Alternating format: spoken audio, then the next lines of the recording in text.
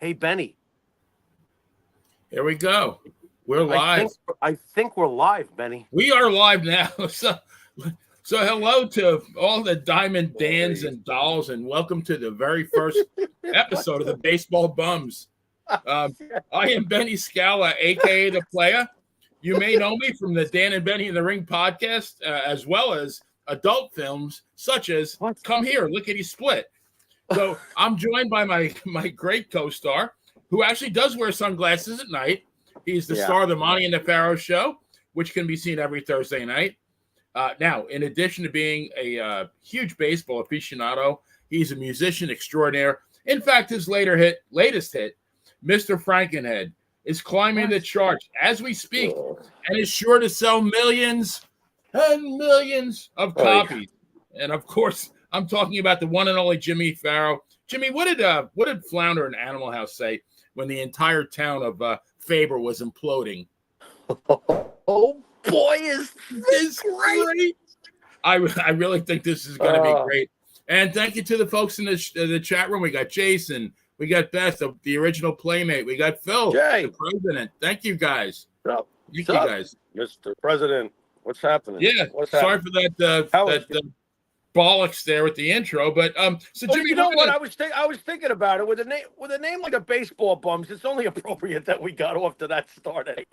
Exactly. Yeah, we were in an alley somewhere drunk, and we just happened to roll into a house, and so here we are. But we're here tonight to talk about a very magical time in the history of baseball. And so for over 50 years, the city of New York was graced by three major league teams. And they played within a very short distance of each other. In fact, I didn't even know this, that the Giants, the Polo Grounds and Yankee Stadium was literally 1.1 mile from each other. And then Ebbets was about, I think, 15, 16 miles. Really incredible when you think about it. But so tonight we're going to concentrate on, we're going to go back in the time machine to the 1950s, very specifically 50 to 57, because 58, they were both gone. The Dodgers and the Giants went west. So, Jimmy, in the words of the great Gladys Knight and the Pimps, let's get down to the real nitty gritty. What do you say? And that was the name of the band. I thought. That's the porn. That's the porn edition. Gladys Knight and the Pimps, right? Oh, baseball's deep. Anyway, yeah. They played background music in my porn movie there. So that's great. One thing I want to start off with, I mean, we talked about it earlier. New York had three teams, of course, but there were four other cities that had two teams. So what do we got? We got Chicago, right? Of course. That goes way back, obviously, the White Sox and the Cubs. For over 50 years, there were two teams in St. Louis. The Browns were there until, I think, 53. They became the Orioles. St. Louis Browns, if I'm not mistaken, I think they got to the World Series in 1944 during the war. You are absolutely correct, my friend. We're going to get to that in 1 second. Okay. You had Philly. Philly had the A's through 54, became Kansas City, 55 to 66. Oakland, and they might be the first one to do a four move. And then, of course, you had Boston, who had the Braves through 52. And then you had Milwaukee Braves were 53 to 65. And then they became the Atlanta Braves, which they've been for the last, 58 years. But one thing to note, and you just mentioned it, in that entire history, for those four cities, there were only two, what you would call subway series. And one was that 1944 St. Louis Browns team, their one and only trip to the series where they lost to the Cardinals, I think, in 6 games.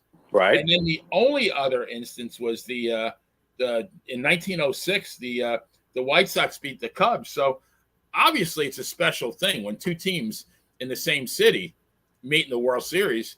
Right. But our teams met total 13 times. 6 times with the Giants, 7 times with the Dodgers.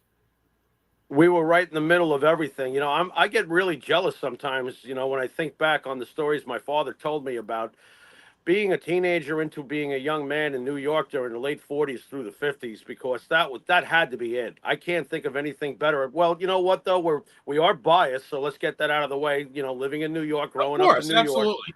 you know, living in New York and growing up in New York and having those three teams. And it's funny, you know, you're right about the distance. You ever see an overhead shot from the old days of the river, basically in between Yankee Stadium and the Polo Grounds? You can almost fungo one Yeah, over yeah. If the. you catch a good Yeah, wind, you're gonna yeah. carry it to the polo It's ground. and think about it. Oh, the long trip would be I got to go 16 miles to go see the Dodgers. I mean, you know, we could have been hopping from park to park if we felt like it. You know, Can take you the imagine that train. though? Being a true baseball fan, Yeah, one thing we got to say though is, and we talked about it offline, is that your identity was determined in large part by the team you supported. it You know, was. there goes It Jimmy was. walking down the street. He's a Yankee fan. I mean, it Right. went with your name, right? I mean, Right.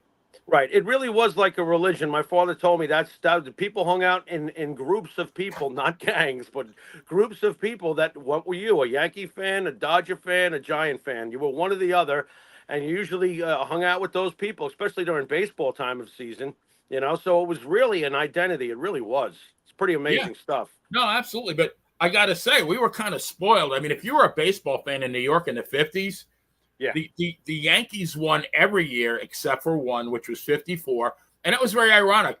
So they won 7 pennants in 8 years. The one year they didn't win the pennant, they won 103 games. They just happened to be in second place to the Right. Indians, who won 111, Right. which is an It's incredible season.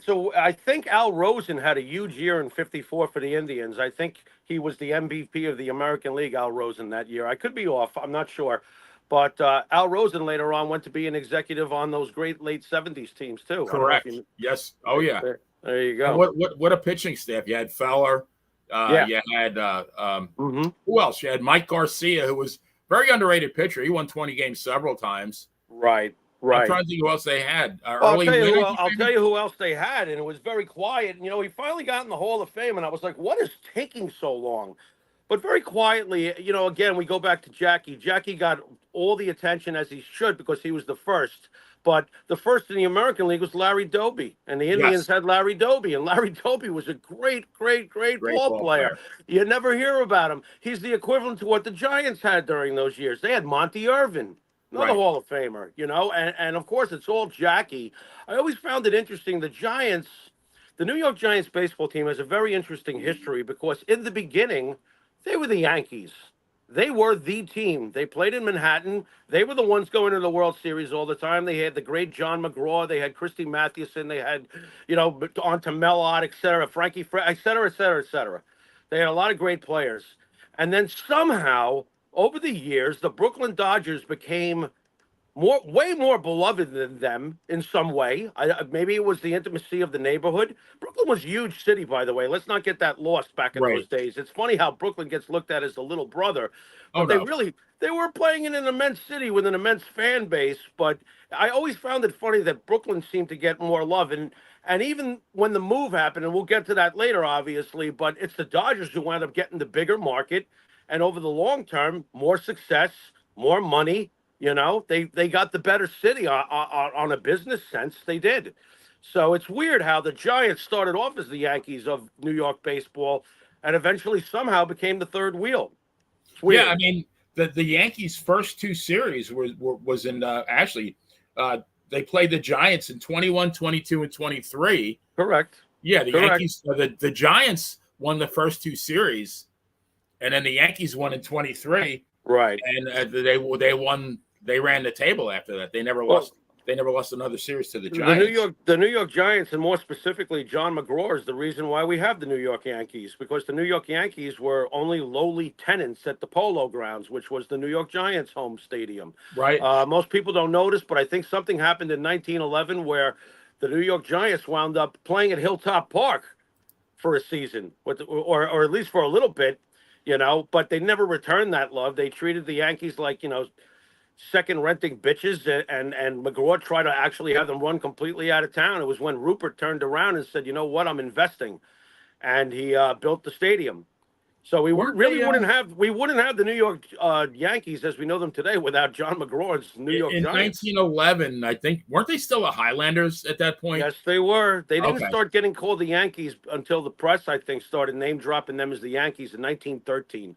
okay, So they right. were still the Highlanders. Yep, they still were. They played at a little rinky-dink place called Hilltop Park at the top of a hill. You know, you ever see pictures of that place? My God, Yeah, yeah. what a dump! I Looks like think a it little cost like the total construction cost was like $300 maybe. right. I maybe a couple of porn vids. Oh, they But didn't have those yet. yeah, they got Never a mind. couple of they got a day labor crew, like labor ready. They just shipped them over there, and then boom, it was instant ballpark. But Wait, labor ready. That was that Italian guy that built Hilltop Park. exactly. But it's really funny because you're right. The Giants were the team for many years. Yeah, in the early days of baseball, like from 1900 or 1900 maybe to 1925, the Right. Giants were easily the best team. The They Yankees were. took over after that, but the Dodgers were. I mean, they were called what, dem bums, Right. and Casey managed them for a while, not very well. Nope. But Right. in 1941 was their first series. And then they were in 1, 2, 3, 4, 7 series in the next 15, 16 years. So they were a great team. They were. And they were especially great in the 50s. They were a great team. The Brooklyn Dodgers remind me a lot of the New York Ranger hockey team. Not as far as look, New York Rangers year after year after year after year would pretty much put up a decent product and they'd get to some finals, but they would never win the big one. And I found it ironic that Brooklyn finally wins the big one in '55. They'd been around since what, 1883? Right. You know? And it was a long, long, long journey to finally get a world championship. And 2 years later, they're gone. But I mean, the struggle is what I'm comparing the New York Ranger hockey team to the Brooklyn Dodgers. Obviously, a proud old franchise, very competitive, a lot of their history, but no cigar. And then they finally got that cigar. That's why, if not for the '94 Cup, you do realize I'd be sitting here talking to you about an 84-year Stanley Cup drought. You realize that, right? Exactly. It's like, really? Oh my God, you know. But the Dodgers always reminded me of that, and I'm sure you know this, but for the audience at home, when the Brooklyn Dodgers first got that name, "Dem Bums," it wasn't meant to be a term of affection. It was really more like, "You're bums. You Yeah. blow it. You don't get it done." You know. So at first it was really a slight, but it became a term of infection for their fans who took on the Dodger logo and fell in love with the team and backed them no matter what. You know, so they Yeah, had I a mean, great fan base. It wasn't about championships with that neighborhood. It was about the love for the ball players, the connection to the team, and the connection to the team through the community. I Much think a different lot of than the we know guys today. actually didn't. Some of the guys, like, they lived in the neighborhood. I mean, you can Of see, course, like Pee Wee Reese of walking course, through the street. Carl Furillo, the Reading Rifle. I mean, all right. these guys, they were part of the neighborhood. Yep. I mean, I've seen videos. I'm sure you've seen them too, of when Willie Mays would go home and on the way home he'd stop and play So stickball. stickball, right? It's amazing. Yeah. It's a much different time. We have a lot of fancy equipment nowadays, and we're all modified. But you can't tell me that this is a better time than having one of the most famous baseball players in the world be able to live in a world where he can walk home from the park and stop and play stickball with the kids. Imagine. Because today he'd be mobbed by media, he'd be mobbed by people with cell phones. He wouldn't have any intimacy or privacy to just chat with the youth in his neighborhood as he stops by to launch a ball down into four blocks down or whatever. Just a different time, very Well, different first of time. all, his agent wouldn't let him play in the first place. Right. Yeah, I you mean, wouldn't have that. Yeah. Or he would. True. Very true. Very true and He'd, very sad. he'd that have you can't do pictures to things hand like out that. at, like, $25 a pop. I mean, how many Right. autographs do you think Willie Mays signed? Back then? Willie Or Mays. even any of those guys. I mean, well, back in those days, Willie was actually probably spelling his name. I don't know if you've seen a Willie Mays autograph. It looks like something you see over a Japanese steakhouse. Oh, really? His No, I have never autograph. seen one. You can't find if you could find Willie anywhere in his autograph over the last bunch of decades. Let me know. It's like Because it's very distinctive, though. You know that Willie did it, but it doesn't say Willie. It's like some sort of design almost. I don't even know what he's doing. It's like maybe he was doing a pre-Prince. He wanted to be a symbol. His it's like autograph the is that song messed Louie up. Louie. Louie Yeah. Louie. You know, it's a song. You just don't, you can't decipher the words. But yeah, they Yeah, won. The Dodgers won in 52, 53, 55, and 56. And then they won that one World Series in 55, which was the year I was born. there you And then go. the Giants won in 51 and 54. You know, in 54 they ran into the buzzsaw Cleveland Indians, but they beat them in the series. Right. When was the last time Cleveland won a series? 48? 1948. Yeah. Yep. I So they think got a they nice beat. little drought going on. Who the heck did they beat? Did they beat the Braves? Oh gosh. I think they did. Yeah, I think you're right. I believe that they did. Yeah, that's really weird, but Either the true. Braves or the St. Louis Cardinals. That was the only time between 47 and 57 that there wasn't a New York team involved in the World Series, which is why we're covering these awesome years. Right. Absolutely. So let's move on to center fielders. And I listened to that great song earlier, Willie, Mickey, and the Duke. What a great song. I forgot how good that was. But so I mean, imagine being in New York and you imagine the sidewalk arguments about who's better, Willie, Mickey, or the Duke. That's quite the debate. Although unfortunately for the Dodger fans, Duke's going to come in third place every time. But I could see during the time that argument being quite valid. I think you told me earlier, Duke had some seasons. He hit like 40 or more home runs like at 5 years in a row at one point during that patch, I believe. Yeah. He had that kind of power. Obviously a Hall of Famer, a first ballot Hall of Famer. The interesting thing is that in the end, I think, and it may be controversial, it may not. I think that Willie Mays was probably the best of the three, but I only believe that because Mickey's injury. When Mickey Mantle hit the drain ditch, he was at the time the fastest player in the game, and that includes everybody that was around. Mickey Mantle was actually lightning, and people don't know that because of that very early injury. You know the story, Oh yeah. but there was a deep drive into the outfield, and Mickey had been playing next to DiMaggio because Joe's last year on the Yankees, 51, was Mickey's first. So they're going for the ball, and DiMaggio was famous for being able to, like a gazelle, just glide over to something, even though it seemed like he was 6 zip codes away, and just catch it, you know? So what had happened was his Mantle was running, full force, and DiMaggio came gliding over, and at the last second, Joe's like, I've got it. And Mickey pulled up, and when Mickey pulled up, he hit the drain ditch, and that tore his leg to shreds.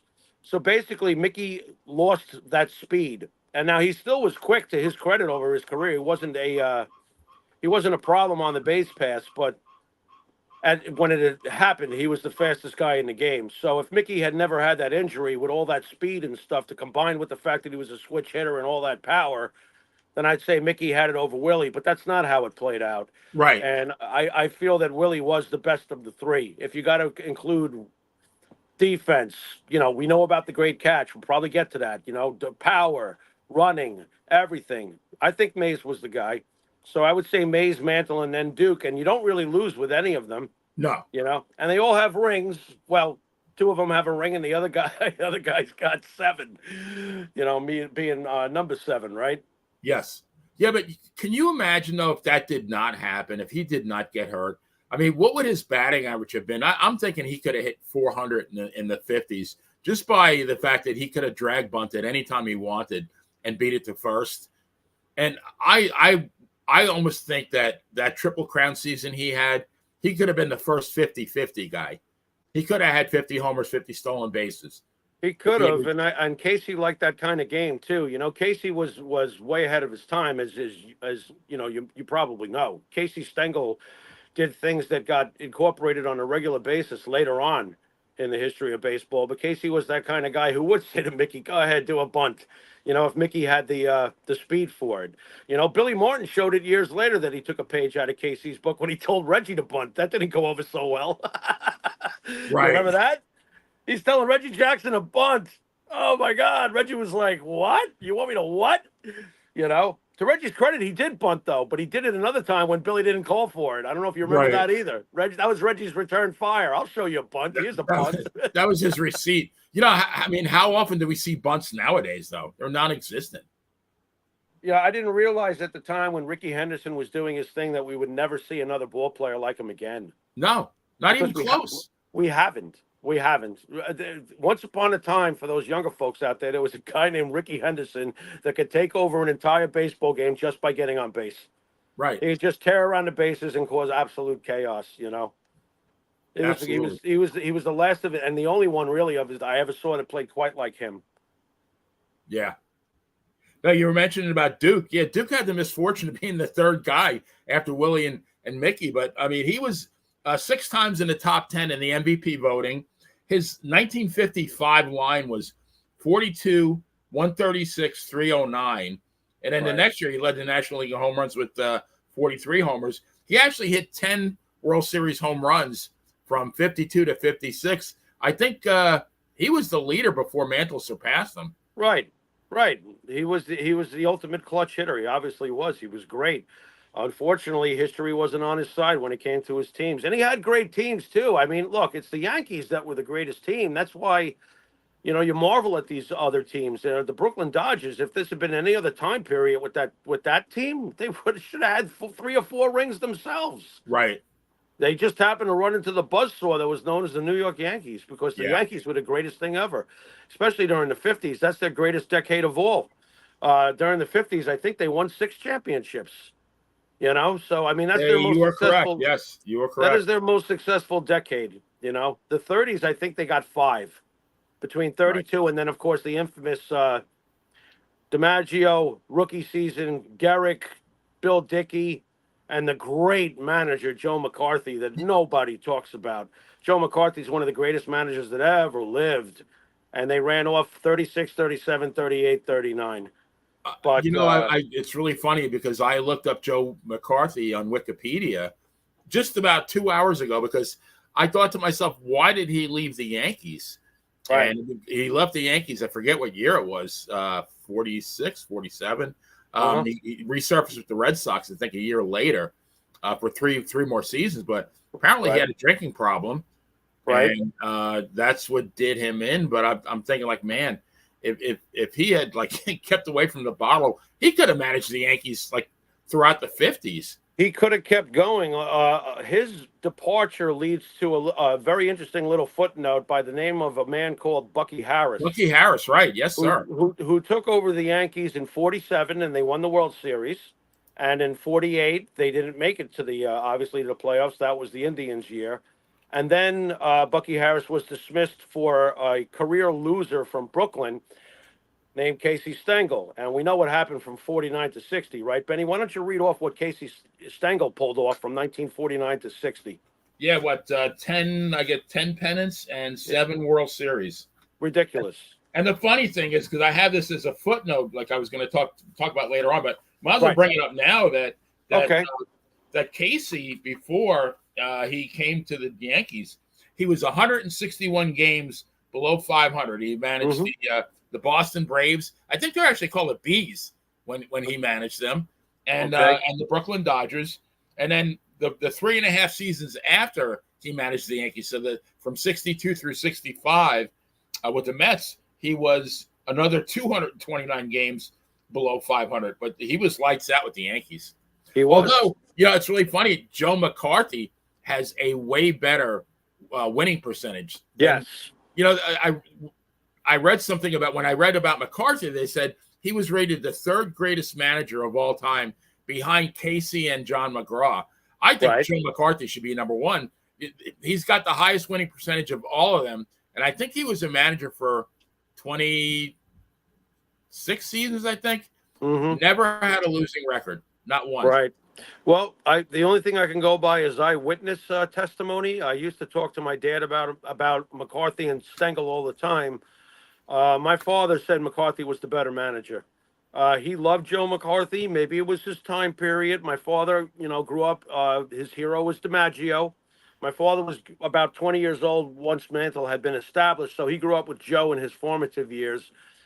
He loved Joe McCarthy. He thought he was more even keeled as a temperament kind of person in the dugout. He said that the guy was as smooth as could be. Casey was wacky. We know about Casey. Casey was the old professor. You never knew what he was going to say at his press conferences. He was wacky. He had crazy ideas. He did things that, later on he's the prototype for managers like La Russa, if you know what I'm saying. Casey was very heady and did a lot of things that probably didn't make too much sense at the time. But Casey was a genius, just very different from McCarthy. But my father preferred McCarthy. He was apparently a very quiet, laid back guy.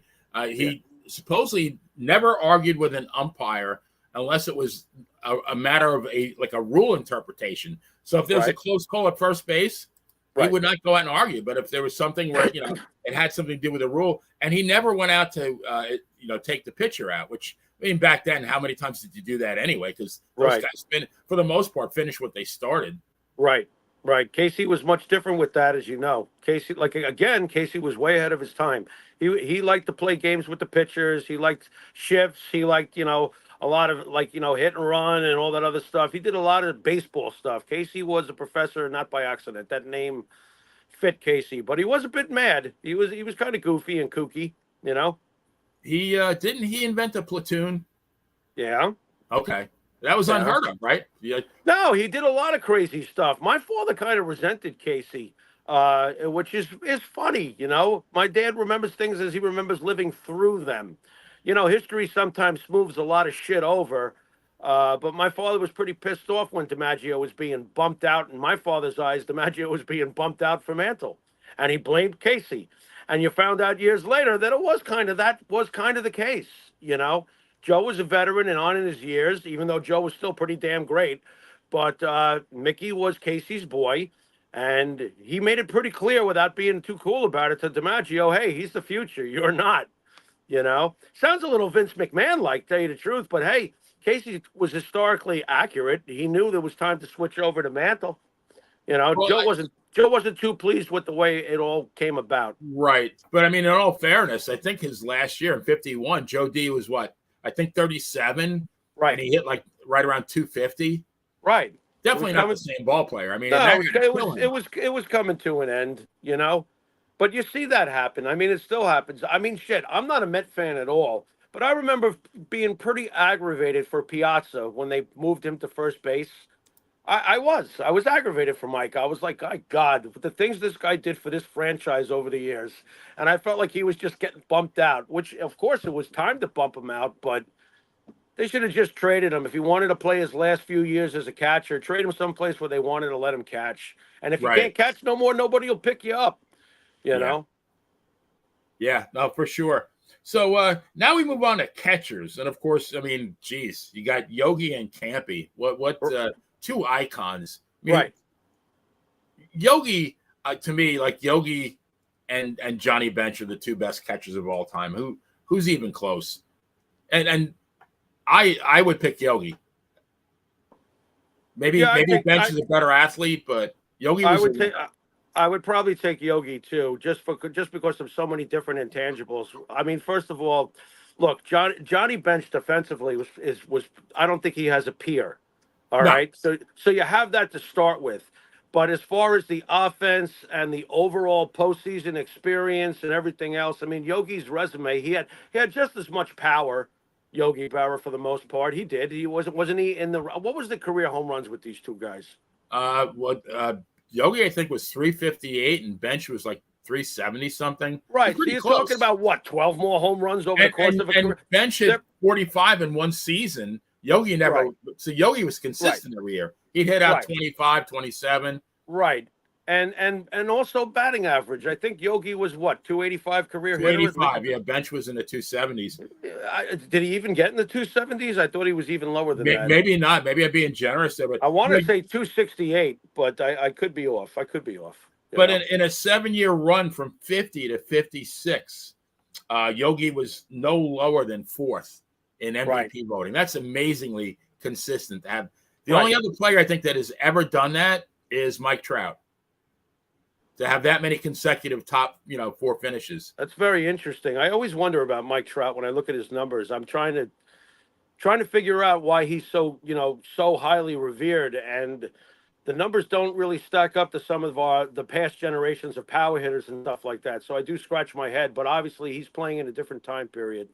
and he's clearly one of the best of his generation. So he'll be in the Hall of Fame. But it's Yeah. just weird looking at his numbers. It doesn't look like the old No, days with some of he's the these guys. first ballot. He'll probably get to 500 home runs, Right. unless he, keeps getting hurt. But I mean, I don't think I, he's going to get 500. He does keep getting hurt. well, I think his better days are behind him now. And he's what? I think he's like 32, 33. That's what I'm getting at. He's He's an going to old have, 33. yeah, he's going to have to do some compiling over the next few years. Otherwise, maybe he'll get the Sandy Koufax pass. You know what I'm Right. saying? Because Yeah. after all, Sandy Koufax had like a 5 to 7 year period where he was God, and other than that, he was not very good. Which is a whole other story. Sandy from 63 to 66. That was like probably one of the best 4-year span in the history of baseball. But before that, I think in Right. 62, he was 18 and 13, Right. which is That's not pretty a good. bad season. No, that's But pretty damn good. but from 55 to 61, he was average. I mean, maybe. Right. Yeah, but before that, he had a losing record Right. several years. Right. He was like Don Larson, who turned into Nolan Ryan. Right. Just the left-handed version. Yeah. I mean, Don Larson. I mean, if you look at his baseball card, he started with the either the Browns or the Orioles, and He like wasn't. one year he was like 3-17. It was Yeah, abysmal. he was Gets terrible. to the Yankees, and all of a sudden he's a winner. And then Right. after that, I think he went to the where did he go? He went to the Giants. He went to the Astros. He kicked around a little bit. I don't know if he even had another winning season after he left the Yankees. I don't think so. I'm not Yeah. too. I don't. He struggled everywhere else. So but it's weird though. It was I guess his confidence level had to be up when he was on the Yankees because his ERA improved. It's not just like the team was winning all these games and his terrible earned run average from the years he was getting smacked around stayed the same. It didn't. He must have been pitching with more confidence. And you know something? Getting back to catchers, gee, you think Yogi might have had something to do with that said confidence? Yeah, I think so. I mean, that's think the so. Yogi handled that pitching staff because if you eventually Elston Howard came up, I think in 55 they brought him up. Correct. Yeah, but up from 50 to 54 it was all Yogi. They had I don't know if you remember this name, Charlie Silvera. Mm-hmm. Was one of their backup catchers, Right. and the other one was Ralph Houck. I think Ralph Houck in the 50s, in 5 years, I think he might have went up to bat like 60 times. Right. If Yogi Right. had an ingrown toenail, he'd come in the 8th inning and spell Yogi for an inning or two. Right. And also to hammer home what kind of leader Yogi was to the pitching staff. The 50s, of course, is the greatest decade for the Yankees as far as their success winning world championships. However, if you look at the pitchers, and I think you've got that on the sheet too there, Benny. That's gonna be next. Yes, sir. If you look at the pitchers, and my father always talked about these three guys, Reynolds, Rashi, and Lopat. If you look at those three names, not one of them says Seaver, not one of them says Gibson, not one of them says Grover Cleveland Alexander or Walter Johnson or even a Nolan Ryan. These three guys, Reynolds being the best of the three, were Chief. just Yep. really, really good. It's like they had three David Cohns, pretty much. Yeah. Like they were able to wheel out these three guys, and all those championships came through that. That great pitching staff, and not one of them is a Cy Young type. So what does that say about Yogi Berra's, defensive ability to call pitches and to nurture a pitching staff? Yogi was the best. Would it be fair to say that Yogi actually elevated these guys? Absolutely. I know it for a fact because I mean, it's a stupid comparison and it's not even a comparison. But I played catcher for 25 years and I'm telling you, there were plenty of guys who came in good, but they left great because I would work on their head, work on their mindset. It'd be like, come on, bro, you know what you do well. Do it. Don't think about it. Just go do it. You're too good as a natural player to fail. Your stuff is too good. They don't know what to do with you. It's you who needs to know what to do with them. Let's go Right. do it. And it would happen. I mean, I got a guy that came onto my team. He threw so hard, but he would walk people sometimes. And I knew this because we used to play against him. And when I saw him join our team, I was like, this is going to be great. I'm going to love every second of this because eventually that moment came. He started off great, but then he got a little wild. I cut it off right there. walked out to the mound, paid a visit, had a little pep talk with him about, hey, I've seen you do this before, and I know what's going on between your ears. Let's fix that right now. Let's fix that right now. That team that I'm speaking of went on to go 32-4 that year and won the championship. And that guy Wow. was on the mound when it happened. You know what I mean? So it was just there's a lot to be said for the unseen. You know, when you watch a baseball game, you're not seeing everything that went into the preparation for that baseball game. And Right. Yogi Berra knew exactly what he was doing with those guys. He elevated all three of them. I mean, I think Ali Reynolds should be in the Hall of Fame. Rashi and Lopez, perhaps not. They're in the Hall of the very, very, very good. You know what I mean? Yeah. But right, I think the Big Chief at least has a plaque out in Monument Park. So they did figure out the Big Chief, Ali Reynolds, needed a plaque. So they No got that. argument here. And I don't think really Yogi gets his just due. I mean, for all the fun we poked at him over the years, the guy was a damn good baseball man. I mean, he won pennants for the Yankees and the Mets as a manager. Right. No, he was an excellent baseball man. He knew everything about the game. He was a genius. You know, at the end of the day, look, championships are the bottom line. You get judged on those. If Yogi could have squeezed one out in 64 or 73, then what are we even talking about here? You know, Right. Yogi would probably be considered one of the all-time great managers. And Yeah. he shouldn't be already because he was a great manager. And he did it twice with two different New York teams. You know, that 73 team had no business getting that far. You know that, right? Absolutely not. Yeah, that was all Yogi. They took that to 7 games, did they not? Yes, they did. I mean, what are we talking here? I mean, that team was, I think, 82-80 or 83-70. Were They barely broke, I think, like 83 and 79. Maybe you might be right. It might be 82 and 80. Yeah.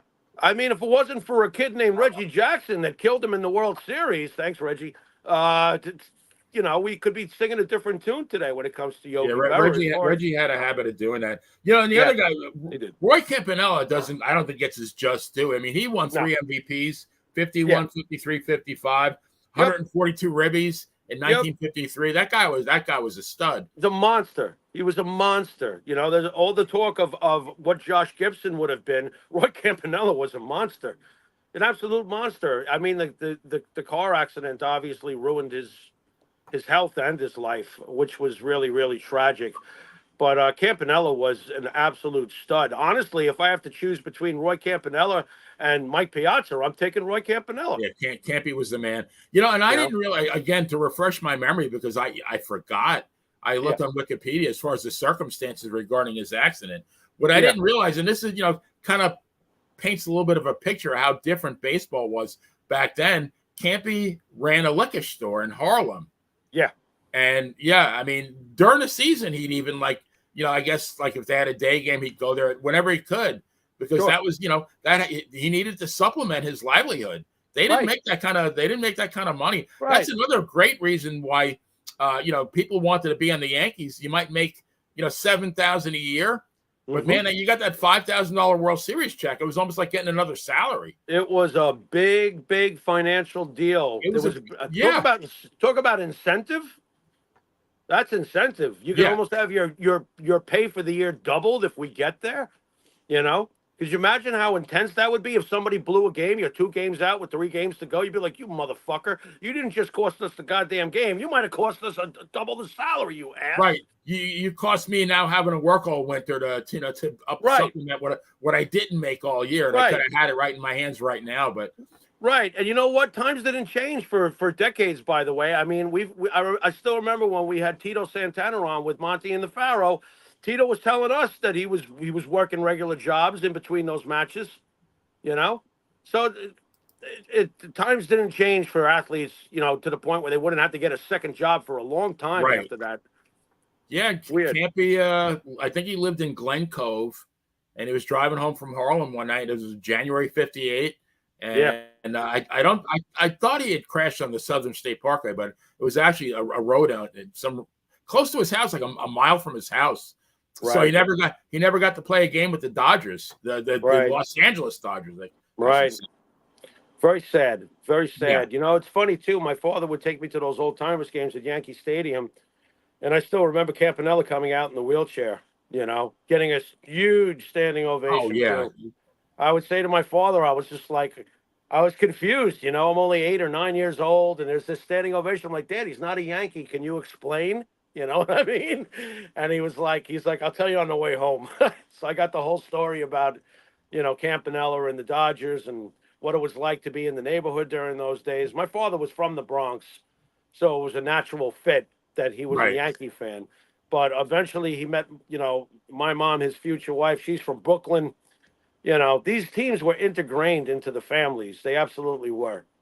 Yeah, and Campy, I think, was one of those that played. He bounced around in the Negro leagues for years.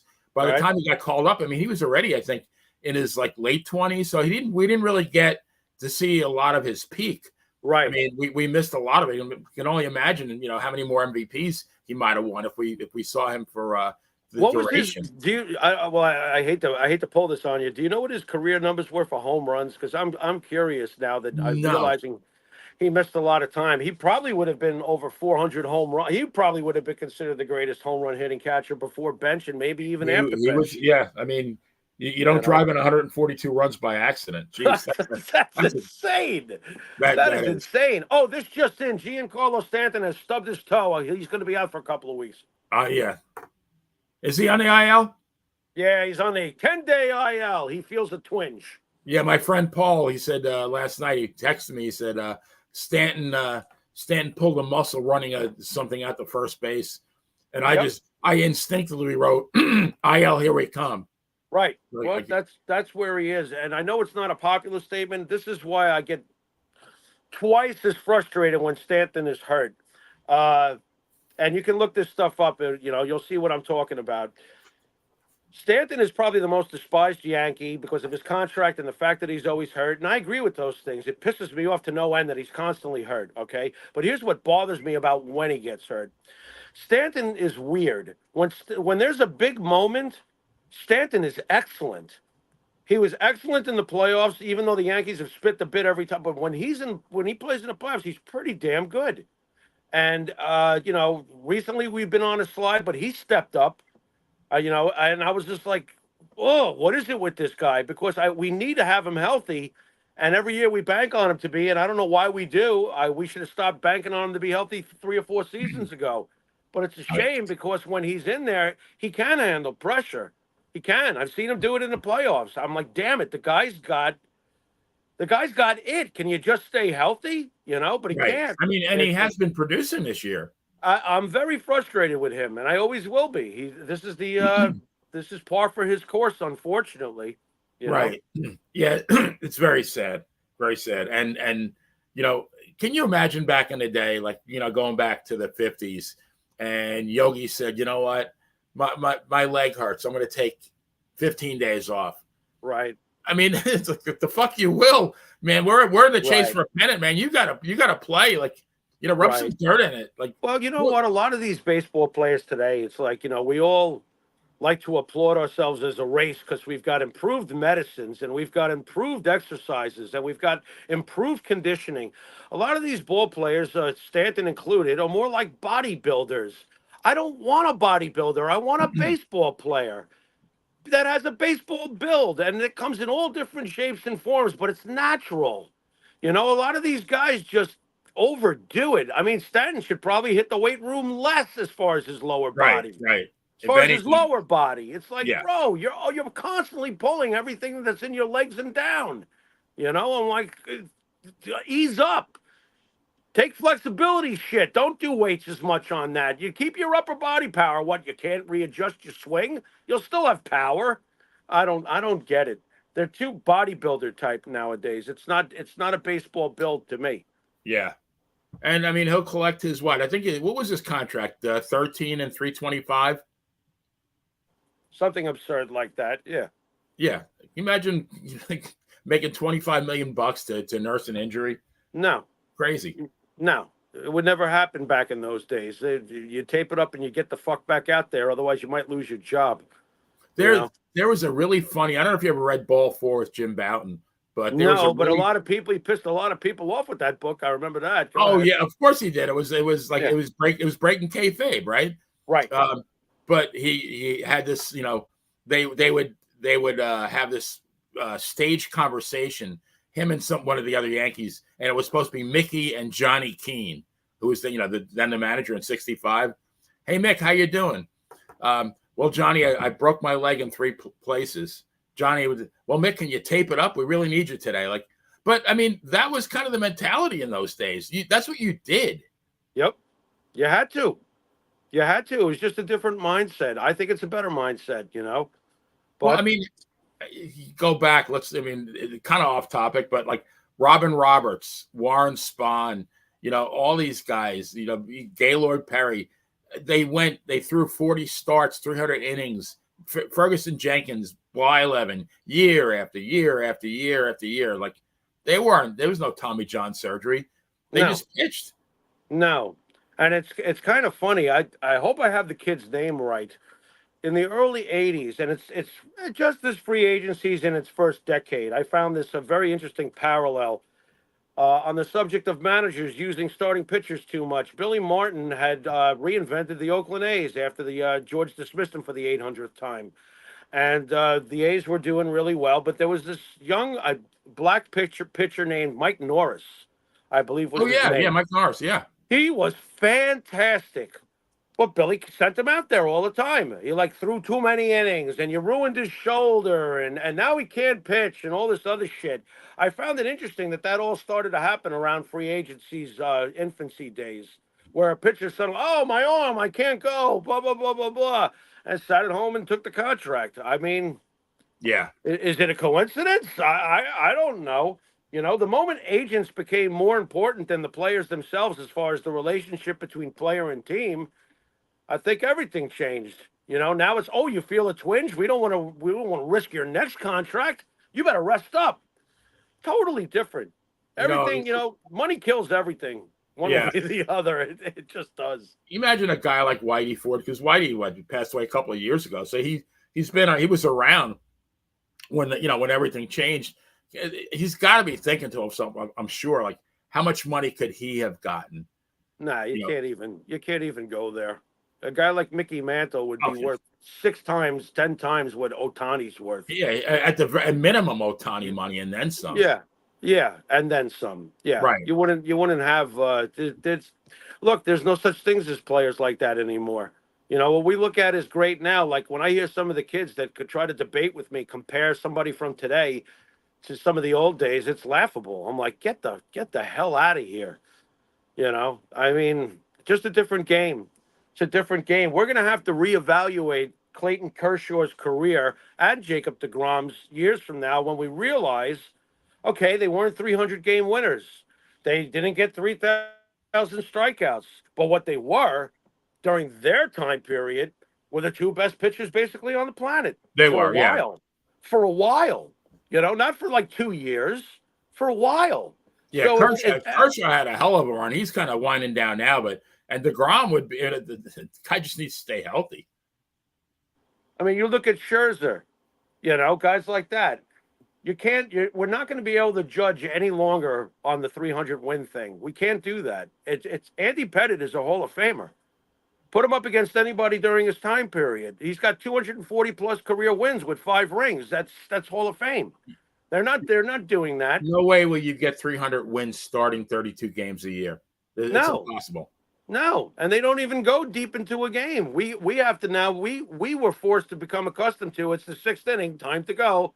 A quality start is 5 2/3. If you pulled that shit in the late 70s, you're a number 4, number 5. Right. If you're lucky. Imagine Red Sheehandean's coming out to see Bob Gibson. Well, Bob, you gave us 6 good innings, but your pitch count is at 99, so I think I'm going to have to pull you. Right. They'd be pulling Red out of an ambulance, right? After that. Right. Well, you know what the big sham is, too, and I don't believe it to this day, and Roger has said it's bullshit, too. When Roger got taken out in 86 and they brought in Calvin Schiraldi and the rest is history against the Mets in that World Series, that to me was the beginning of paralysis by analysis. Right. Not only did he fuck that up, the manager, but then he wound up leaving Bill out there for old time's sake. He went in reverse when he should have gone. He should have gone progressive in that case. He went in reverse. Now you're a traditionalist. You pulled Clemens, you fucking idiot. Right. I mean, oh my God. Yep, the overmanaging of the game. That's a whole nother story. Perfect segue. Casey started that. yeah, really. But we're just talking about pitchers. So, and we mentioned the Yankees. You had Whitey, You had the Super Chief, where Ali Reynolds. You had, like you said, Lopat, Rashi. Right.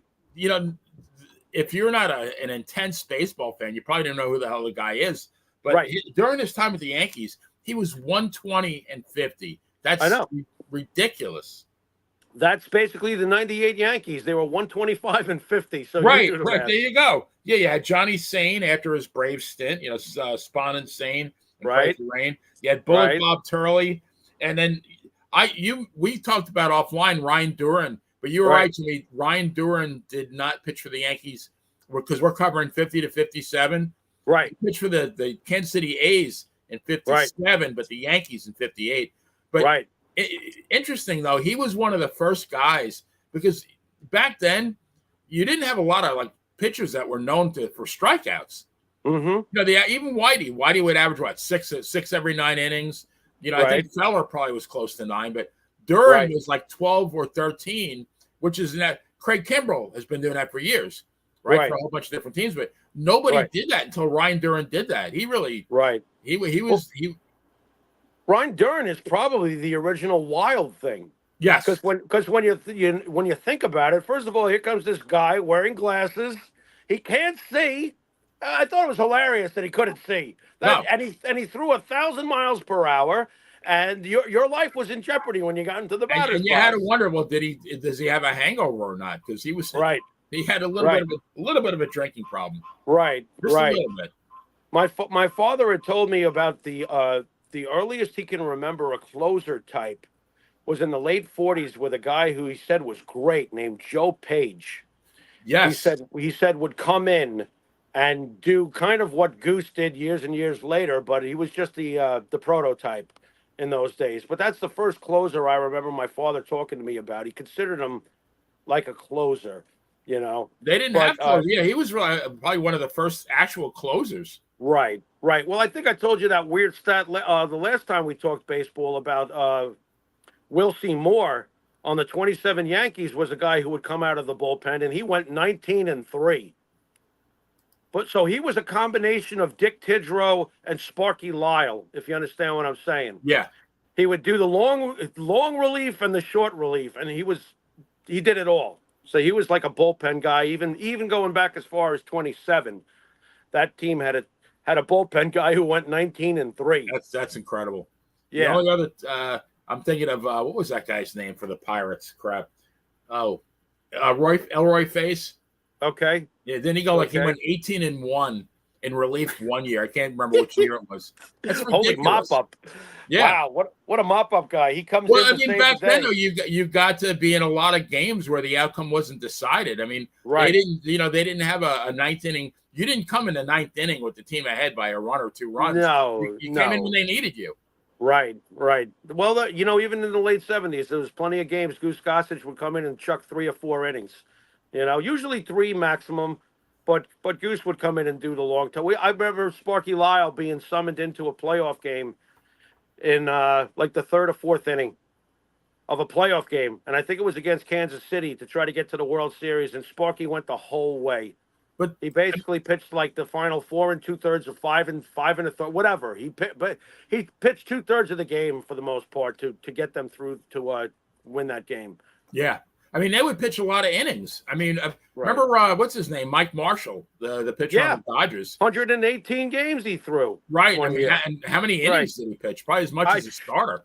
It's crazy. 108. Can you imagine making 118 appearances as a pitcher? Right. I mean, that's insane. I think the closest we probably came to that was when Joe Torre fell in love with Scott Proctor. Ugh. Right. Exactly. Sent them out there every 2 minutes. I'm like, this guy again? Ugh. Yeah. One guy we mentioned him before, is Don Larson. And, the guy did really nothing anywhere except for the Yankees, but he was a winner. And then he pitched the one and only perfect game in the 1956 World Series. So, That must have been like for him a hell of I wasn't the greatest guy in the world, but like I did something that nobody else ever did. Right. Or ever has done. I don't think anybody else ever will. I mean, that's just one of those freaky things. Can you picture somebody throwing a perfect? Didn't Halladay throw a no-hitter in the playoffs? I think so. Roy Halladay. Oh my God. What a great pitcher. What a sad absolutely. ending. what a Yep. sad ending it was for Holiday. But Yeah. Yeah. Larson's just one of those magic moments. I would say he's not Roger Maris. I mean, Roger Maris had a much better career and was a much better ball player. But if you take away Roger Maris's 61 season, you understand what I'm getting at. It He's, was and just he's, like a and he's just magical, he's a magical. very good outfielder after that. Like, Yeah, yeah. it was just a magical, magical year for Roger, and in Larson's case, it was a magical, magical night.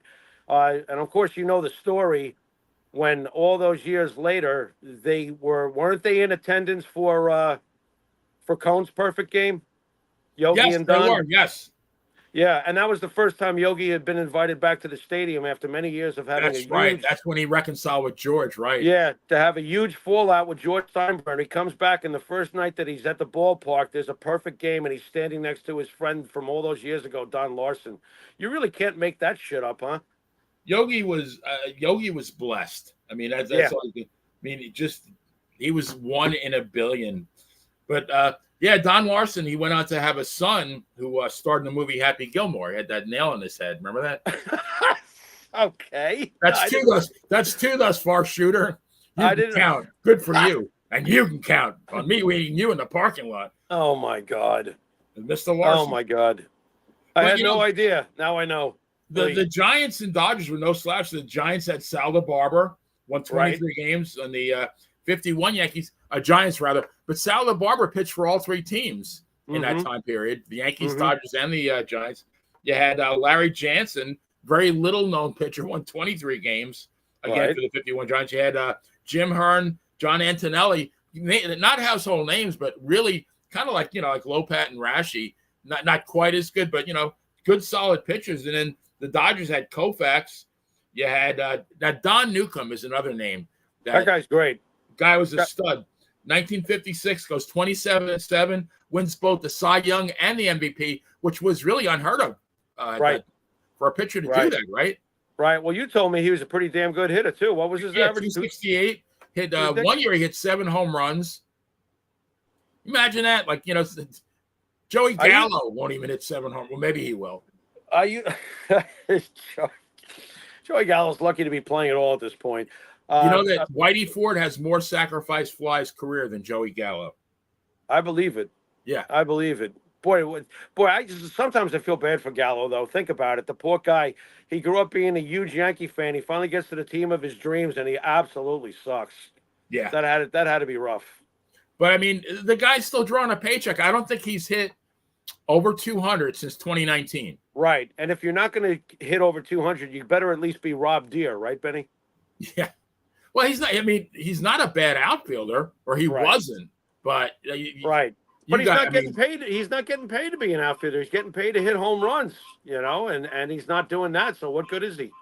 I think Rob Deere was the worst hitter ever, but he would hit 186, but he would hit 30 home runs, correct? Yeah. Well, and Eddie Brinkman for the Washington Senators back in the 60s, and I think later on he moved to the Tigers. Yeah. I think 1 year he hit like 170 for the Senators, but the guy fielded everything in sight. Right. Well, plus the Senators sucked. I guess that kind of. Yeah, well, I mean, outside, what was it, 1924, outside of the one miracle for Paul Walter Johnson, he pitched on the Bad News Bears his entire career. Yeah, pretty much. But yeah. Yeah, but the Dodgers had Koufax, they had Newcomb, they had Carl Erskine, Branca, who was, he's known for giving up that home run. Right. But he really wasn't a bad pitcher. No, he wasn't. He was a very good pitcher. But you didn't mention the guy that every Brooklyn Dodger fan fell in love with, Johnny Padres. Yes. Yeah, Johnny Padres might be the biggest reason why they won in 55. Yeah. And I mean, he pitched forever, Padres. Yep. I think he actually pitched for the Padres at the end of his. No, he didn't. No, he was an angel. Right. Now he is. Yeah. You got a point. No, I think he pitched another one of those guys that pitched for the same team. I think he threw pitched 5 games for the Tigers at the right. That's like Yogi. I feel like his stats are kind of marred by that 1 for 7 with the Mets in 65. Okay. What do you mean? What do you mean by marred? Like I, all. I like the Mickey Mantle, Ted Williams musial, where it's they played for one team and that was it. Oh, I I understand what like you. it. And I mean, I, who's going to do that nowadays? I mean, who are right. the Gwen was and Brett were the last two greats, I think. That's still well. Jeter. Don't forget the great Oh Derek yeah, of Jeter. course. Oh geez, how could I forget? Yeah. Don't And forget Mo, yeah, okay, Mariano. yeah, Yeah, Mo. Mariano. It's You just a know. rare thing nowadays. It is. I mean, Bernie never played for anybody else. That '90s team was very special, though. Obviously, Bernie never. Jorge was never. Posada was never anybody other than a Yankee. Uh, so you know what though, that team may be the very last of what we speak of. That '90s Yankees team, where most of that core stayed on the team their entire year, their entire career. The only one that Paul O'Neill was a Red. But trust me, if Paul O'Neill had come up with the Yankees, he would have stayed there. He never would have gone anywhere else. Right. It would, you know. And we're probably talking about him in a different light. I think he might have made the Hall of Fame. He might have. I mean, you and I broke down his microcosm of his 9-year Yankee career, and during his 9 years as a Yankee, that's a Hall of Famer. He played Right. like a Hall of Famer. Had over 300 lifetime batting average with a batting title, multiple All-Star games, multiple rings. Clearly, the heart and soul of the clubhouse because he was. Yeah. So Paul O'Neill's 9-year microcosm of a career with the Yankees is a Hall of Fame trajectory. Yeah. But well, look, the Yankees got it right though. They retired his number. I remember, was it Leroy Hawkins or Latroy Hawkins? Latroy Hawkins. He wore 21. I lost my shit, and they took that number off him real quick because no one had worn 21. I'm like, nobody should wear number 21. What's he Especially doing? Latroy freaking Hawkins. I Of mean, all like, what people. is he doing with that number? And there was outrage. There was. It got back to Cashman. Cashman was like, oh shit. All right. I don't know who gave him this I number, blew but this one. yeah, you're taking this number off of him because I am very sure that George Steinbrenner, it never became public knowledge, but some of George Steinbrenner's final wishes that he passed on to Hal and Hank and, were you make sure that the Warrior gets his number retired. You make sure of that. And I am very sure that that was one of George's wishes, although I'm not privy to anything. But I just feel that one. I am Yeah. sure that Steinbrenner said, you make sure he gets his number retired one day. That was the Thurman Munson of the '90s Yankees. Was Paul O'Neill? If you earn the boss's respect, you had to do something right. Yep. It wasn't his drumming. I'll tell you that. Oh. You ever seen Paul O'Neill play the drums? No, no, I Yeah. haven't. I mean, Yeah. is he a musician or was he? Well, he likes music and he can play a beat somewhat. I can't say he's not musical. I mean, but he was trying to do AC, and he's left-handed, which is nothing wrong with it. Because ask Ian Pace from Deep Purple, he's left-handed drummer, one of the greatest drummers ever. But he's trying to play like Highway to Hell or something, and he's not a natural. Let's put it that way. But at least he was into it, and he somewhat held it together. Yeah. No, Funny just shit. hell of a ball player, guy, right guy in the right team. I mean, just did everything right. I mean, and it wasn't a huge power hitter, but he always got those, got the 20 Right. home runs, Yep. got close to 100 ribbies, Yep. hitting 300, doing all the intangibles. You knew you were going to get a clutch at bat when Paul O'Neill came up. He would foul off 1,000 pitches until he saw the one he liked, and he could gap it the other way too. He could gap the ball. He was a control hitter. He was a situational hitter. And was he there was a another guy great who hitter. loved baseball as much as Paul O'Neill? I mean, No, not too No. many. no. He played the game like with the little leaguers' newfound love for the sport. He always expected the most out of himself. Yeah. I mean, And that rubbed off on me. I've told the story. I'm trying to leg out a triple at the age of 42. In between second and third base, I had a split second of going, wow, it's taking me a long time to get there. And when I slid into third base, I motioned to my manager. I said, take me out. He's like, well, what do you mean? I said, take me out. My career is over with. He's like, you just hit a triple. I was like, it's my last hit. I could no longer play on the level I expected out of myself. right. You set high standards for yourself. You do. That's how you get good at something. You set high standards for Yeah, yourself. otherwise, if you accept you doing mediocrity, otherwise? you're going to be mediocre, right? Yeah, what are you doing otherwise? You don't half-ass anything in life. No. Whatever it is that you find that you love, you apply your love and intensity to it, and when it's no longer, giving you the end results you expect out of it, you don't do it anymore. Yeah, I mean, not that everybody's going to be great at everything, but there's no excuse for not Right. trying your best. None. Right, right. And he did. He got nicknamed the Warrior, legging out that double with the injury. You remember that? We were Yep. on the verge of elimination, and this guy's murdering himself to take that extra bag. And when he made it in there safe with his torn up injuries and everything, that's when Steinbrenner goes, "This guy's my warrior. Oh my God, this guy just don't quit."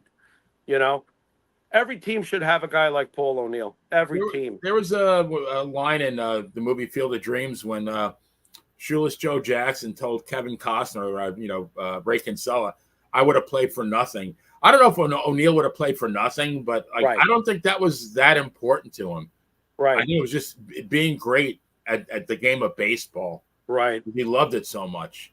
right, The money was the money, but like I right. mean, not that it wasn't important, but I think being good, being great was Yep. primary. The money was secondary. Yep. You think Pete Rose worried about getting injured the way he played this game? No one played harder than Pete Rose. Yeah, Absolutely no one. He gave the paying crowd when he was a baseball player every last cent of his effort. I He mean, didn't worry about that. The guy slid head first. You ever slide head first? It's yeah, dangerous. not too smart, but I mean, like It's really, really dangerous, bro. I mean, I absolutely. tried it a few times in my time of playing. I tried it a few times. I'm like, this is fucking dumb. I'm I like, I'm mean, not doing I'm not doing you this again. you have to look no further than him doing that kamikaze dive into Right, Ray Fosse right, in a meaningless game. I mean, it was an all-star game, really meant nothing in the overall scheme of things. But I mean, that's the way he played. right, right. You Hey, know, I gotta ask you this, since you got like again like a at least a decade on me with watching baseball. I've been reading it a lot lately, and I gotta ask you, since you witnessed. Now, I saw some of his career, but is Jerry Grody the greatest defensive catcher of all time? A lot of people are like, saying that he is, and he very well may have been. I didn't see enough of him. I saw the well, old man. it's funny. One of the first Met games I went to was in 1965, and I remember the scorecards. I think they were like 15 cents, and they had the Sinclair dinosaur in the back of them. I don't know if you remember that, but Okay, so I see Jerry Grody. He's walking down the third base line, signing everybody's programs, and I remember I gave it to him. He wrote lefty, which I thought was kind of strange. Thinking like, wait a minute, you're a right-handed hitting, right-hand right, throwing catcher, but it was like right. absolutely flawless penmanship. Like the when you go to school and there's like the cursive chart on the wall, Mm-hmm.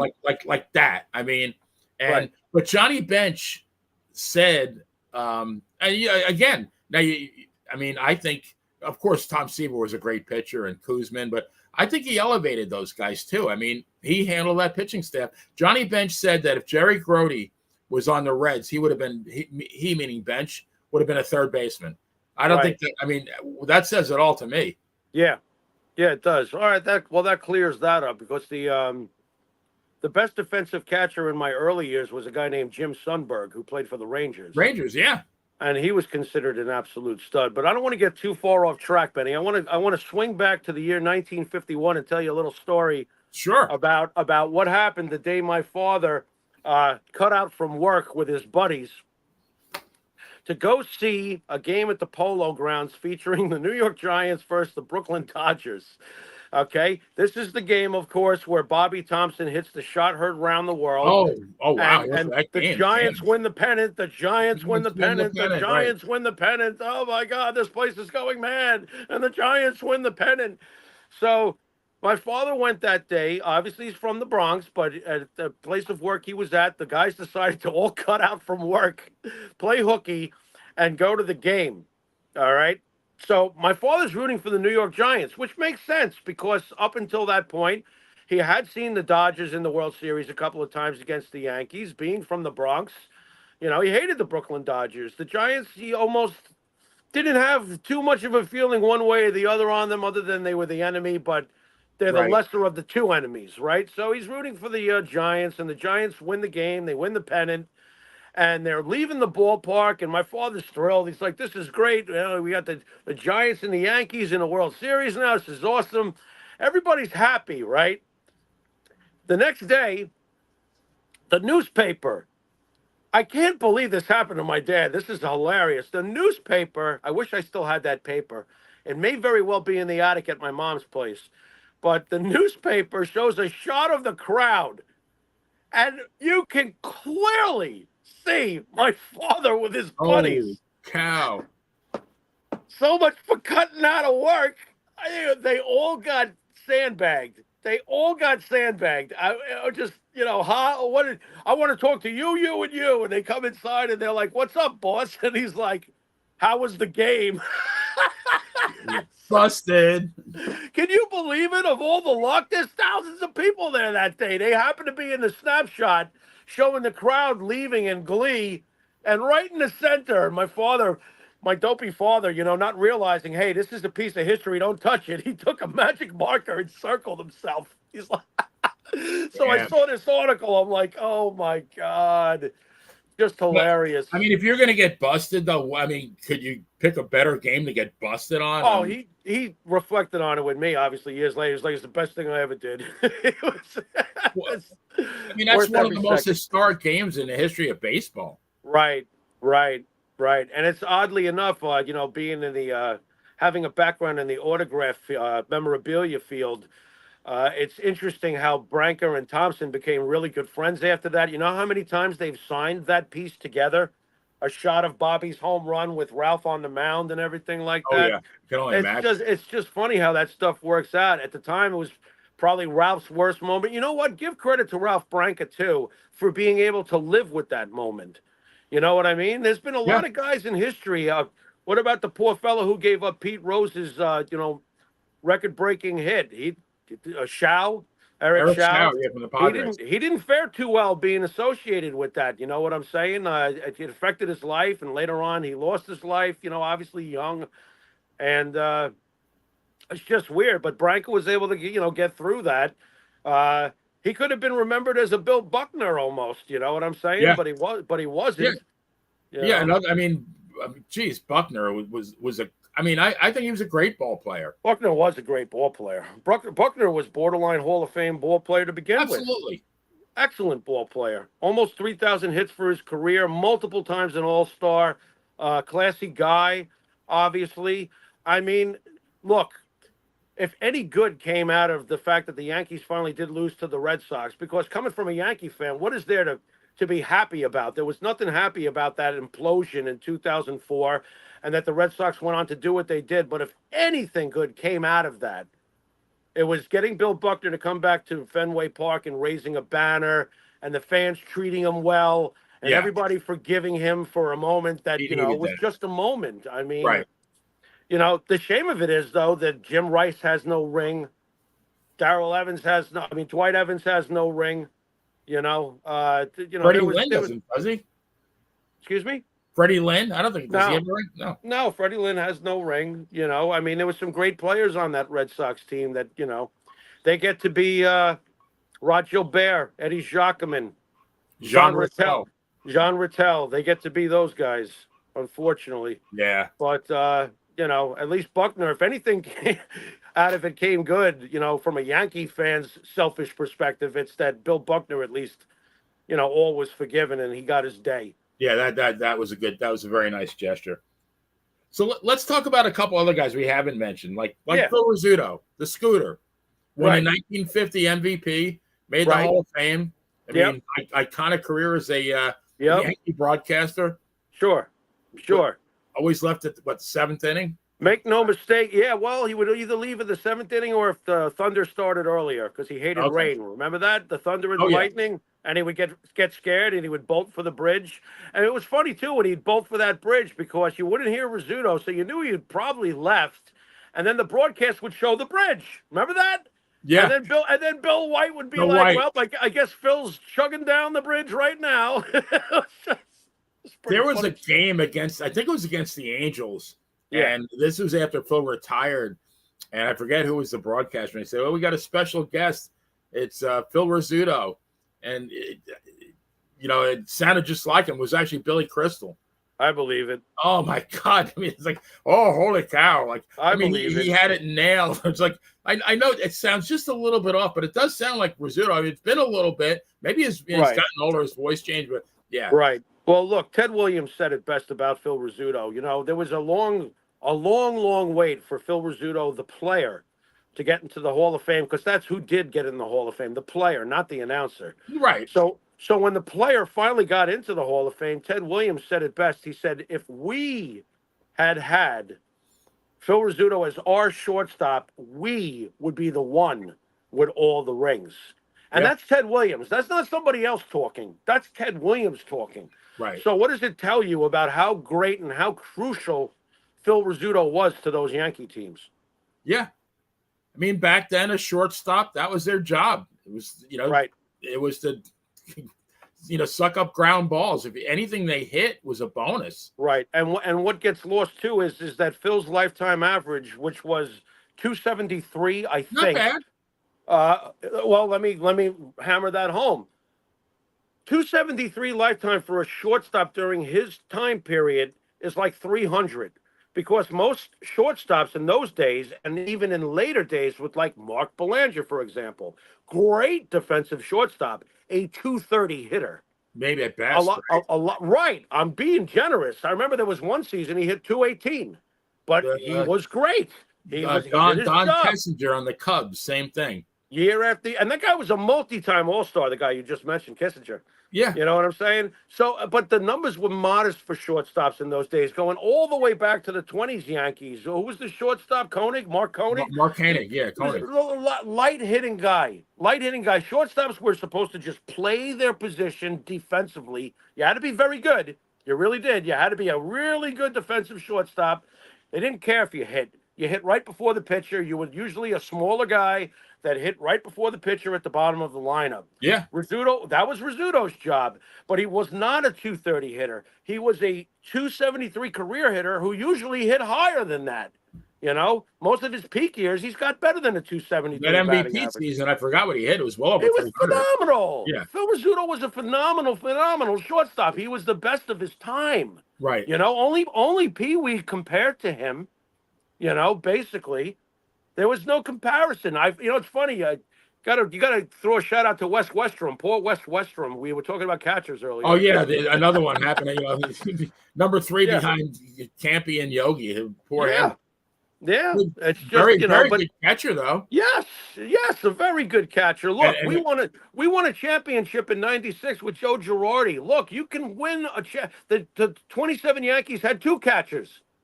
they, You can win a championship. I don't suggest you try it this way, but you can win a championship if you have solid defensive catcher that can handle the pitching staff. He doesn't necessarily have to be a stud.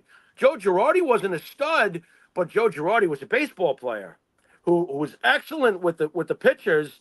And of course, you remember in '96 against I don't know, Maddox perhaps when he hit the triple that just ignited them in yeah, game 6 and helped them win their first championship in 18 years. I mean, he was a baseball player. he was a gamer. Right. And that's what Rizzuto was. Rizzuto was a gamer. He was Yeah. one of the great gamers. Yeah, speaking of gamers, we really haven't brought up Jackie a whole lot, but man, what a career.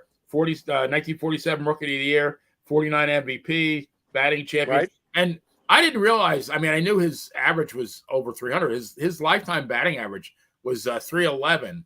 Right. Yeah. Right.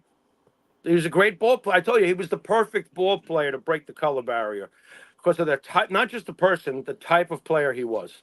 Yeah. He was an all-around great baseball player. Could hit for power, could field, could run, could do everything.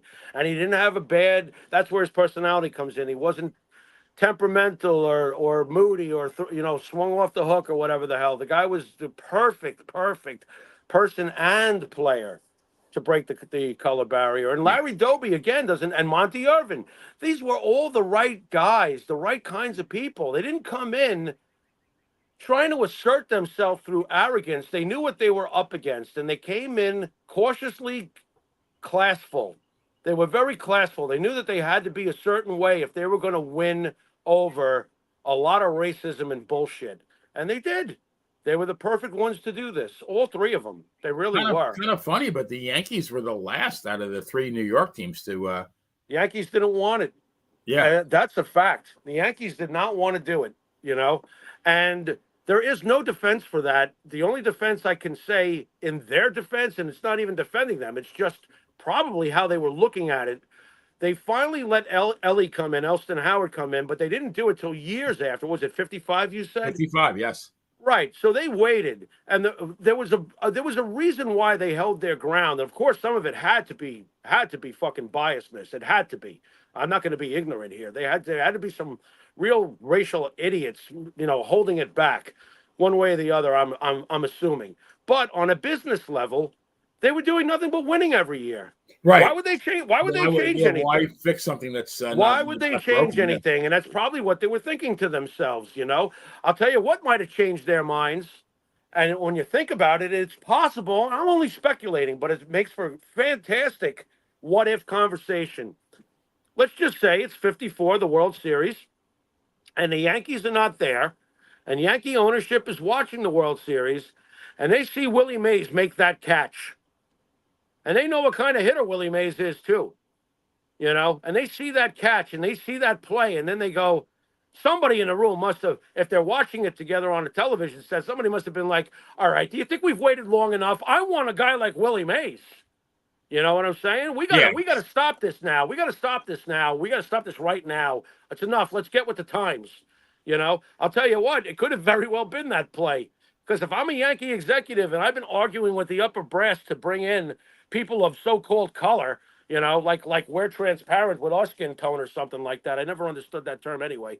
But it's just, I would have been like, okay, have you seen enough now? How much more do you need to see? Can we go get one of these players? Because this is ridiculous at this point. And Elston Howard, of course, here's another guy, the perfect person, the perfect player for what he was going to be going up against. Can Yeah. you picture anybody else? But No. Elston Howard No. handled that like Elston Gentleman, Howard handled professional that ball like player. Yeah. he handled that like Derek Jeter handled his entire career. He just Right. came in, fit in, was class, Did played a his great job. Yeah. career, and left. I mean, Elston Howard is an absolute hero to be able to do that in the time that he did it. Right. So while Jackie gets basically most of, if not all, the credit, there was a lot of other guys that were doing more than their share to change baseball as it had been known. Yeah. No, Jimmy, I never really thought of it until you just brought that up, though. Like not bringing up Elston Howard till 55. So, right. What, 49 to 53? What do? They win 5 World Series in a row. Yeah. And then the next year they don't make it to the World Series. But they won the most games they won, in many, many years, 103 games. Right. They just happen to, they happen to be caught behind the Indians. But yeah, so there was really everything was running like a Swiss watch. Why change anything? Why? If it's not broke, don't fix it. Now, correct me if I'm wrong, and I'm taking an educated guess here with my memory, the addicts in my mind. But wasn't it the 54 Indians that won 111 games? 111 and 43, yeah. So they won 111 games. They surpassed the 27 Yankees, and they still lost the World Series to Willie Mays and the New York Giants. Yeah. Very, very interesting how that works. Very interesting. Now, ironically, that Cubs team that you brought up in 1906, did they win that World Series? No, the White Sox won, I think. Let me just double check here. Because I think that they won that year, but in 1908, I think the Cubs won 116 games and lost. Okay. They did not win the whole thing. So it's weird sometimes, the Seattle Mariners in 2001, didn't they get 116 wins to surpass the 98 Yankees? Yep. And then we knocked them out of the playoffs. They went nowhere after that. What did they really accomplish? It's interesting how that works sometimes. Give me the 73 Mets anytime. You just squeak in there, but you take it to the limit. You take it to the 7th game of the World Series. I'll take that anytime. Well, that's why sports is so great. I mean, if you had told me, I think it was around 2004, that Larry Brown's Detroit Pistons were going to defeat Shaquille O'Neal, Kobe Bryant, Karl Malone, and Gary Payton's Los Angeles Lakers, I would have said you're nuts. But they did. Right. And that's what makes sports so great, because it's not always about what you see on paper. It's got to be played out. And it's not always what you think it's going to be once it's played out. One of the best teams I ever saw that never got anywhere was that team that Willie Randolph managed for the Mets. What was that, 2006? That Met team was a steamroller the whole year. They won 108 games or 106 games, whatever they won a lot of games.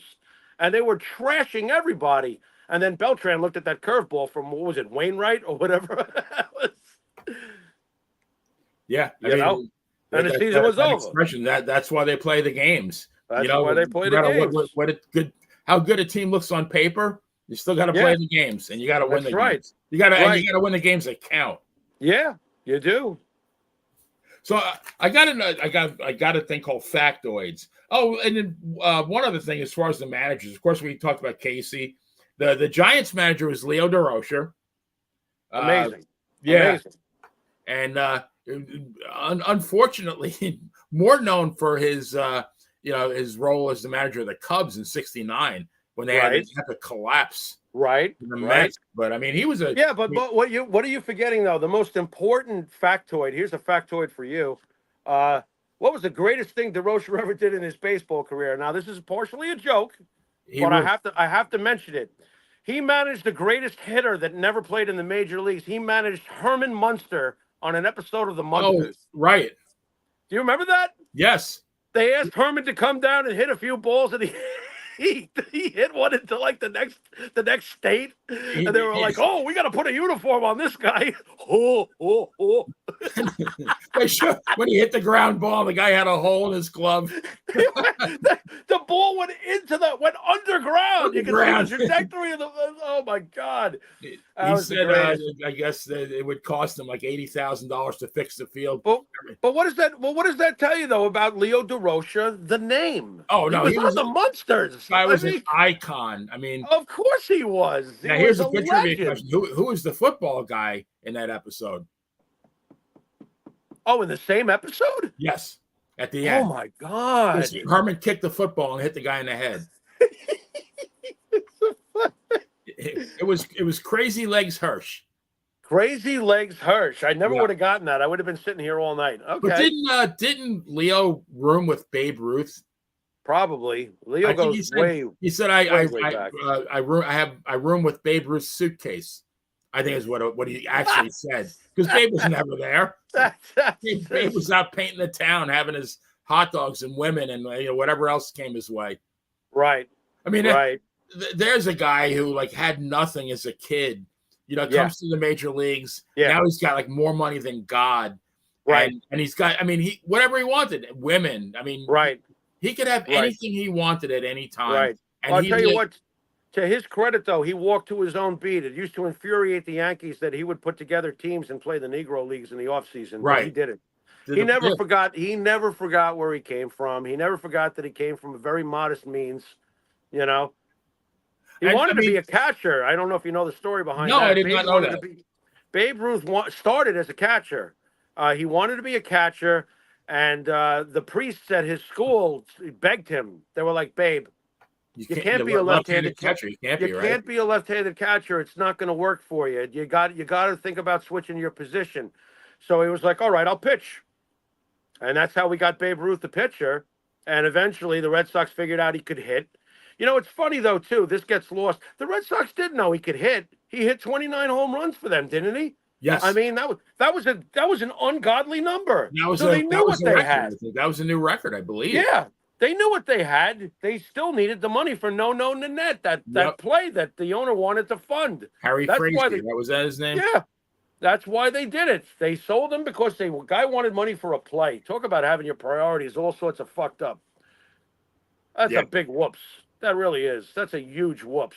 That set off how many years without a championship? 86 or some shit like that? That's 1918, I think, to 2004, right? Yeah, that's 86 years. Hey, that's a mess. Yeah. Because you got to know that, like, if they were smart enough to say, okay, well, this guy is, once in a generation ball player, we're just going to play him full time in the outfield, and he hits the 60 home runs for the Red Sox. Right. Like Williams said about Rizzuto, same thing. If Ruth had stayed with the Sox, they would have had the dynasty. Maybe they would have, maybe they wouldn't have. And the reason why I say that is that don't forget Ted Williams, perhaps the greatest hitter that ever played this game, never wound up with a ring. Don't forget that. Does this really put in motion so many things that the Yankees still don't bring up Lou Gehrig? Still don't have Earl Combs. Still don't have Bob Musial and Tony Lazzari. Still don't have Wade Hoyt. Still don't have. You understand what I'm saying? So very well, Babe Ruth might have stayed with the Red Sox, but it doesn't guarantee that they would be the Yeah. ones with all the championships. Babe Ruth might have been on teams where they had good seasons, but they couldn't get past those damn Yankees because of this kid Garrick, who had equal power. In a lot of ways over all those years. For the most part, Garrick was right there with Ruth when they were doing what they were doing. I You mean, you know, look at some of his RBI totals; they're it's ungodly. ridiculous.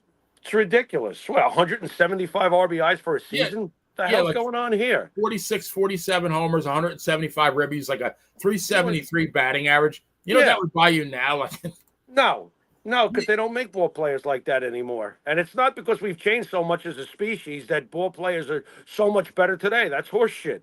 Still grown men playing against grown men, throwing as hard as they can, trying to hit the ball as hard as they can. And again, we've not evolved to the point where the average man is 7 foot tall, 300 pounds. So no, the Yankees were going to be great one way or the other. They had a great scouting department. Obviously, they knew what the hell they were doing, and they put together great teams year after year. And it wasn't a coincidence; it was management. The Yankees had great management over all the yeah, years. George Weiss, the great GM. I mean, there was some. We talk about Cashman. He can't shine Weiss's shoes. It's not even close to resume. no, It's not even no. I close. mean, we, I mean, we, I mean, I was born in '55, so I do remember the last, the last '64, the World Series. I remember Right, sneaking my radio into school right, because they were still day games back then. There was right. and but that was it though. I mean, that was hard to take. They call it the Horace Clark era, which Yeah, poor yeah, guy. I mean, the guy has yeah. a bum rap, but I mean, They were terrible. That's CBS's fault. CBS owned the team owned the Yankees at the time. They ran the Yankees into the ground. I still remember being with my father when the radio broke the news that a shipbuilder from Cleveland had bought the team, named George Steinbrenner, and my father was thrilled. He was like, "Oh, thank God!" He's all, "CBS has destroyed our Yankees." You know. And by the way, you triggered me when you said the word "we" before. I'll never forget one time I had such an argument with perhaps the greatest ball player I ever got to play with in the leagues I played in. He was a home run machine. And hit for high average. I never seen anybody like him. He clearly should have been a major league ball player. I don't know what happened to him over the years. I never asked him how come you didn't pursue this, but the guy was so great. But he was also very cement headed, and he was a big Met fan. And getting back to the word "we," when I talk about the Yankees, I'll say "we" often when I'm referring to them. We've got to get better. We've got to oh do yeah, this. same here, He absolutely. hated that. Oh my God, he hated that so much. He was just like, "What's this we shit? What are you? You work for them?" I'm like, "No." He's like, "What do you play for them?" I'm like, "No." He was like, "Then how is it we?" I said, "Because it's been passed on for generations. My father referred to our team as we." It's I my said, team. I Yes, said, "It's my fucking team." I said, "And it's really too bad that you can't relate to that. Maybe the Mets have just always let you down, that you don't feel like it's a we or us situation." I felt bad for him.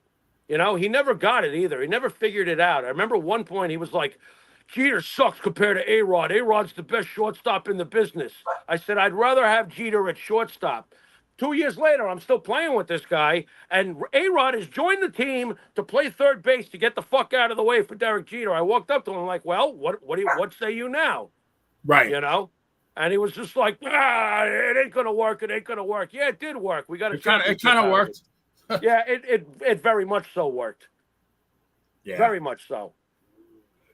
So I have I call them factoids. So the '56 Dodgers, when you think about guys who not only were great players but had great minds for baseball, Yeah. '56 Dodgers had on the roster was Hodges, Don Zimmer, Roger Craig, and Dick Williams. So and then the '55 team didn't have Williams, but they had Tommy Lasorda. Lasorda, I think, went to Kansas City in '56. Right. But between those guys, so you got what five guys on these two teams won 10 pennants and 5 World Series as managers. Incredible. You have a really smart team. Okay, that roster was just loaded with future great managers. What a Right. smart team that was. How the hell did they not win more titles? The Right. Yankees. The But I Yankees mean, were in the way, man. The they, Yankees are they always in the way. it's one thing being a great player, but being a great baseball man Right, besides that. Now, like Dick right. Williams and Zimmer, Craig.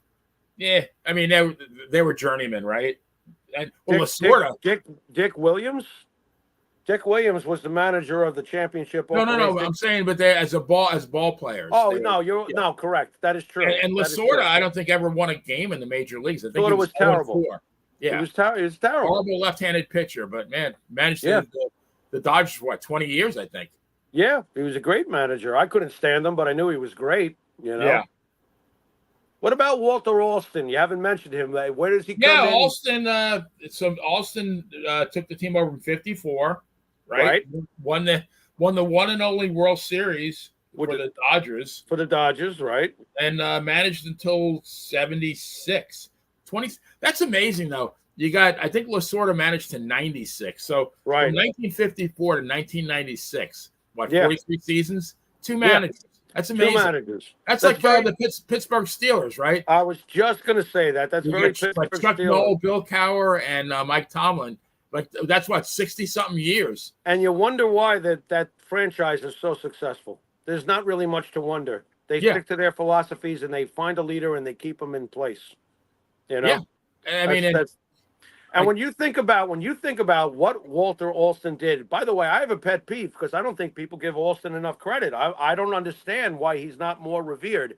You're talking about a guy who took over the Brooklyn Dodgers in '54, correct? yes. So he's coming in and he's taking over a team that has not won the big one. The franchise has been around since 1883, for God's sakes, and they've not won the big one. And he manages in year 2 as the manager to win the big one, but he's not done. He's not done there. He oversees the move to Los Angeles. He's still the manager, right?